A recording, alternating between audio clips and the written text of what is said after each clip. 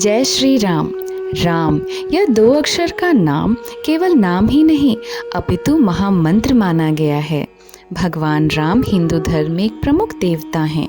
वे विष्णु के 7वें एवं सबसे लोकप्रिय अवतारों में से एक हैं। आज हम राम स्तुति का अर्थ सहित पाठ करेंगे, उसके महत्व को समझेंगे। राम स्तुति की रचना गोस्वामी तुलसीदास जी द्वारा 16वीं शताब्दी में की गई थी। यह संस्कृत में अवधि में रचित है। इसमें श्री राम के अलौकिक स्वरूप, उनके शौर्य तथा अन्य गुणों का मधुर वर्णन मिलता है। राम स्तुति में तुलसीदास जी का पूर्ण समर्पण, प्रेम, श्रद्धा भाव व्यक्त होता है। राम स्तुति करने से हनुमान जी शीघ्र प्रसन्न हो जाते हैं। हनुमान जी कलयुग के अधिष्ठात्री देवता हैं। राम स्तुति सुनने का भी बहुत महत्व है। इससे घर में सुख, शांति और सकारात्मक ऊर्जा बनी रहती है। ऐसी मान्यता है, इसे पूर्ण भाव से पढ़ने से रामायण पढ़ने का फल मिलता है। आइए अब राम स्तुति का पाठ करते हैं एवं उसमें छुपे अर्थ को समझते हैं। अपनी सारी चिंता, फिक्र और परेशानियों को प्रभु के चरणों पे छोड़ दीजिए। कुछ क्षणों के लिए सब कुछ भूल जाइए।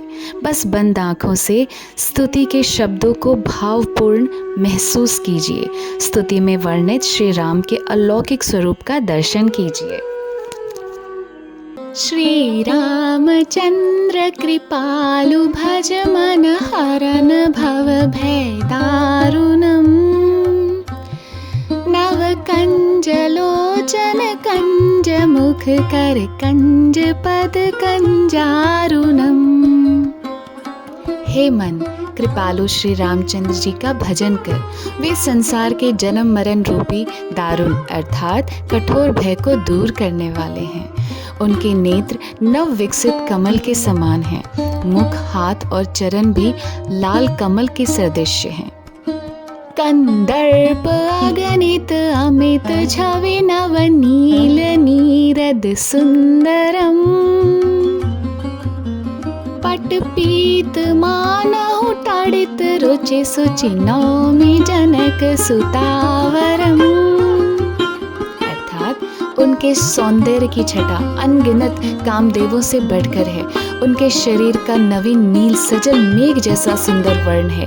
पीतांबर मेघ रूपी शरीर पर मानो बिजली के समान चमक रहा है। ऐसे पावन रूप जानकी पति श्री राम को मैं नमस्कार करता हूँ। भज दीन बंधु दिनेश दानव दैत्य वंश निकंदनम रघुनंद आनंद कंद कौशल चंद दशरथ नंदनम। अर्थात हे मन, दीनों के बंधु, सूर्य के समान तेजस्वी, दानव और दैत्यों के वंश का समूल नाश करने वाले, आनंद कंद कौशल देश रूपी आकाश में निर्मल चंद्रमा के समान दशरथ नंदन श्री राम का भजन कर।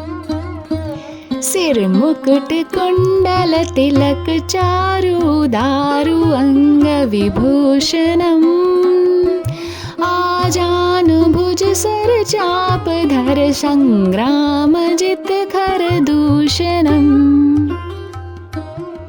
जिनके मस्तक पर रत्न जड़ित मुकुट, कानों में कुंडल, माथे पर तिलक और प्रत्येक अंग में सुंदर आभूषण सुशोभित हो रहे हैं। जिनकी भुजाएं घुटने तक लंबी हैं, जो धनुष बाण लिए हुए हैं, जिन्होंने संग्राम में खर दूषण को जीत लिया है। इति वदति तुलसीदास शंकर शेष मुनि मनरंजनम मम हृदय कुंज निवास कुरु कामादि खल दल गंजनम। जो शिव, शेष और मुनियों के मन को प्रसन्न करने वाले और काम, क्रोध, लोभ आदि शत्रुओं का नाश करने वाले हैं, तुलसीदास प्रार्थना करते हैं कि वे रघुनाथ जी मेरे हृदय कमल में सदा निवास करें। मनु जाहि राचहु मिलहि सोबरु सहज सुंदर सावरो करुणा निधान सुजान सील स्नेह जानत रावरो। जिसमें तुम्हारा मन अनुरुक्त हो गया है, वही स्वभाव के सुंदर सांवला वर श्री रामचंद्र जी तुमको मिलेगा। वह जो दया का खजाना है, सुजान सर्वज्ञ है, तुम्हारे शील और स्नेह को जानता है। एहि भांति गौरी असीस सुनि सिय सहित हर्षियली, तुलसी भवानी पूजी पुनि पुनि मुदित मन मंदिर चली। इस प्रकार श्री गौरी जी का आशीर्वाद सुनकर जानकी जी समेत सभी सखियां हृदय में हर्षित हुई। तुलसीदास जी कहते हैं, भवानी जी को बार बार पूजकर सीता जी प्रसन्न मन से राजमहल को लौट चली। आइए अब सौरौठा सुनते हैं।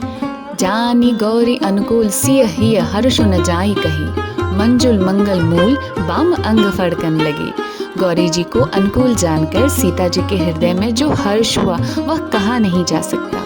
सुंदर मंगलों के मूल उनके बाएं अंग फड़कने लगे।